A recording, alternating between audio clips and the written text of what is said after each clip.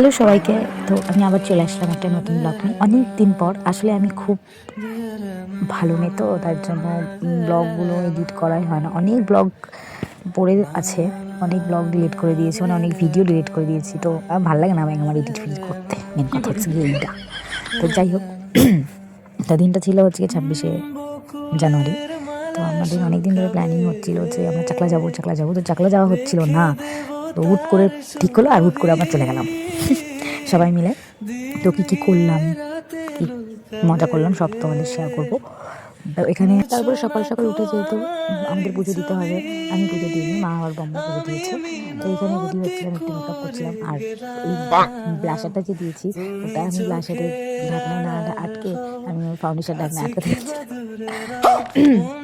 তো এখানে রেডি হয়েছি। তো দেখো আমি কীরকম করে রেডি হই। তাই এখানে আমি কাজল দিচ্ছিলাম। আমার কাজল দিতে খুব ভালো লাগে, মোটা করে। তো কার কার কাজল দিতে ভালো লাগে আমাকে জানিও। আর ব্লাশটা দিতে আমার খুব ভালো লাগে, কাজলের দিয়ে ব্লাশটা অ্যাপ্লাই করতে আমার খুবই ভালো লাগে। তারপরে এখানে একটু পাউডার দিয়ে সেট করছিলাম, যেহেতু সকাল সকাল পুজো দিয়ে যাবো। যেমন বেশি একটা মেকআপ করিনি, তাও সবাই কমেন্ট এসে বলবে এটা মেকআপটা তো কী, কিন্তু সিরিয়াসলি বেশি অত দেখলেই কোনটুখানি ফাউন্ডেশন দিলাম একটু টাচ আপের জন্য জাস্ট। আর আমার বুড়ো অনেক আছে, তাই জন্য একটু বুড়োটা এঁকে নিলাম।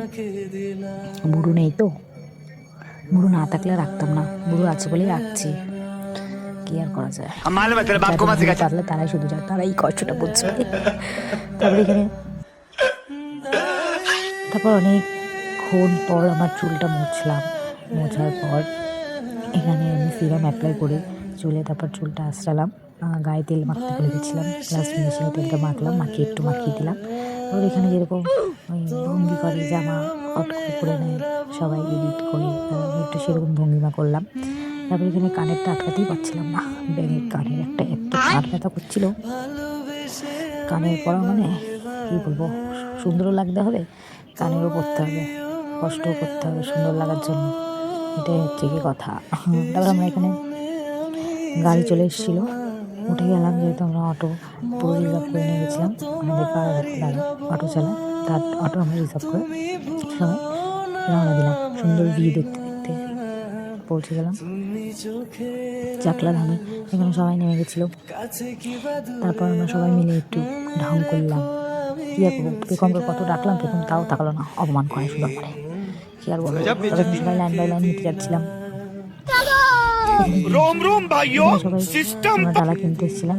তারপর আমরা এত বলদ সব কটা, যেহেতু আমরা গাড়ি ভাড়া করেছি, তো আমরা গাড়ির মধ্যে জুতোগুলো রাখতে পারি। তারপরে ওখান দিয়ে বেরিয়ে মনে পড়েছে যে ইমা আমরা তো গাড়ির মধ্যেই জুতোগুলো রাখতে পারতাম। তো যাই হোক, এখানে কোনো টাকা পয়সা নেয়নি জুতো রাখার। তারপর আমরা জুতোগুলো রেখে ডালাপালা নিয়ে আমরা চলে এসেছিলাম। পুরে লাইন, এরকম লাইন আমি কোনোদিনও দেখিনি। চাকলা এতবার গেছি, এত লাইন দিয়ে কখনো পুজো দিইনি। এখন সবাই ঠাকুর ভক্ত হয়ে গেছে, যেখানেই ঠাকুরের স্থানে যাই ভিড়, কি ভিড় কারে বলে। যাই হোক, ঠাকুর ভক্ত হয় ভালো সবাই। তো যেহেতু 26শে জানুয়ারি ছিল, সেদিনকার অনেকেই ঘুরতে বেরায়, আমরাও বেরিয়েছিলাম ঘুরতে। তো এখানে একটা নন্দী মহারাজ ছিল, মানে ওকে সবাই মিলে এত মালা পরিয়েছে, ওর ডিস্টার্ব, মানে ওর প্রচণ্ড পরিমাণে বিরক্ত হচ্ছিল। তার জন্য যে আসছে তাকেই গুতাচ্ছে। তারপরে ওখানে একটা কাকু সব মালা মানে গলা দিয়ে নামিয়ে দেয়, তারপরে একটু শান্ত হয়। তারপর আবার উনি রেগে ফায়ার, কেউ কাছে আসতে পারছিল না। দেখো একটা বাচ্চাকে গুঁতো মারছে, মানে যে আসছে তাকেই গুঁতো মারছে, কেউ ধরতে পারছিল না। যেখান দিয়ে আসছে সেখান দিয়ে ওই যে কেমন ঘুরে বেড়াচ্ছে গোল গোল করে, মানে এত অসহ্য হচ্ছে। তারপর একটা কাকু ও গলা দিয়ে সব ফুলের মালাগুলো নামিয়ে দিয়েছে। তারপর এখানে আমরা ওকে দেখছিলাম ও কী করে। তারপর এখানে মা বম্মা ওরা যেহেতু পুজো দিতে চলে গেছিলো, আমাদের খুব খিদা পেয়েছিলো। আমরা পৌঁছেছি হচ্ছে গিয়ে মানে বেরিয়েছি 11টার সময়, 12টার পুজোটা ধরতে পারিনি। আর ওখানে পৌঁছেছি আমাদের এখানে আধা ঘন্টা তো লাগেই, একটু দেরি হয়েছে, কাকু ঘুরিয়ে নিয়ে গেছিলো আমাদের। ওই 12টার মধ্যে পৌঁছেছি। তারপর খুব জ্যাম ছিল, তো তাই জন্য অনেকটা দেরি হয়ে গেছে। তারপর এখানে খাওয়া দাওয়া করে নিলাম। খেতে খেতে অনেকটা টাইম লেগেছিলো, যে মা ওরা এদিকে পুজো দিচ্ছিলো। লুচি আর ছোলার ডালটা খুব সুন্দর ছিল। তারপরে মা ফোন করলো, মা আর বাম্মা, যে তোরা কোথায় আয়, আমাদের পুজো দেওয়া হয়ে গেছে। তা আমরা আবার মাদের নিয়ে আসতে গেলাম। মা এখানে আবার চা খেলো, একটা চিলি কিনলো, চিলিটা বাঁধবে বলে। মা এখানে চিলিটা বেঁধে নিল, আর আমি একটু ঠাকুর দর্শন করে নিলাম বাবা লোকনাথে। আর এখানে এসেছিলাম পার্সেলের লাইন, মানে সবটা জায়গার লাইন, পার্সেলের লাইন, তারপর খেতে যাওয়ার লাইন, মানে অনেকটা, মানে লাইন মানে লাইন দিতেই আমাদের সময় চলে গেছে। মানে একটু যে ঘুরবো সেটারও টাইম পাইনি। এখানে লাইন, ওখানে লাইন, সব জায়গাতে লাইন। তাও তো মা ওরা ওখানে লাইন দিয়েছিল। আমি ভাবনা আমার ভাই সবাই মিলে একটু ঘুরছিলাম। মেলা মানে কোনো একটা ছোট্টখাট্ট একটা মেলা বসে, জিনিসপত্র দেখছিলাম। তারপরে উপরে নদীর উপরে উঠে গেছিলাম ঠাকুর দেখে। পরে আবার কি চলে গেলাম আবার খাবার লাইনে। ওখানে ফোন এসেছে, তোরা আয়, আমরা লাইনটা অনেকটা আগিয়ে গেছি।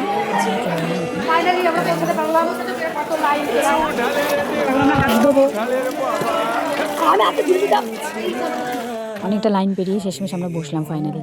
এখানে এমন করে বসে মনে হচ্ছিল যে ওই সরস্বতী পুজোয় যখন খাওয়া দাওয়া করাতো তখন এরকম বেঞ্চের মধ্যে বসিয়ে খাওয়া দাওয়া করাতো স্কুলে, সেটা মনে পড়ছে। এখানে খিচুড়ি দিয়েছিল, লাবড়া তরকারি দিয়েছিল, পোলাও দিয়েছিল, সয়াবিনের তরকারি দিয়েছিল, চাটনি, পায়েস, পাঁপড় দিয়েছিল। খাওয়া দাওয়াটা সত্যি খুব সুন্দর ছিল। আর এখানে মারা কি করে দেখো।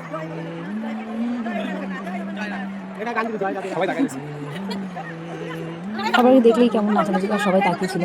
মা বাবা আবার বৌদি ওরা নাচছিল সবাই। আবার এখানে আমাদের নাচা ফটো তোলা সব কমপ্লিট করে আমরা বেরিয়ে পড়লাম বাড়ি যাওয়ার উদ্দেশ্যে। এখানে জুতো নিলাম। তারপরে এখানে রাস্তা দিয়ে যেতে যেতে এত ঠাকুরের অনুষ্ঠানে চাঁদা দিতে দিতেই 1/2 টাকা চলে গেছে। কি আর বলি, মানে আপনারা যদি চাকলা যদি আসেন এই সিজনে তাহলে 100 টাকা হাতে করে নিয়ে আসবেন, আপনাদের চাঁদা দিতে দিতেই টাকা শেষ হয়ে যাবে। তারপরে বাড়িতে চলে আসলাম আর আমার বিল্লু আমাকে আমরাও ঢুকেছি আর আমার বিল্লু ঢুকেছে একসাথে। আমার বিল্লু আমাকে নিতে এসেছে। তো সারাদিন অনেক মজা করে কাটালাম। আমার বিল্লু নিতে এসেছে আমাদের। দিনটা খুবই ভালো গেল। তারপর আমরা এখানে গাড়িতে নেমে দেখি বৌদিদেরকে গাড়ি ফেলে দিয়ে গেছে। দাদা এখানে ঠিক করে দিল। তো এখানে শেষ আমার ব্লগ। ভালো লাগলে লাইক কমেন্ট করে দিও। আমরা এখন বাড়ির দিকে রওনা দিচ্ছি। খাওয়া দাওয়া হয়ে গেছে, পুজো টুজো সব হয়ে গেছে। Tata guys, tata guys, tata. এরকম করো।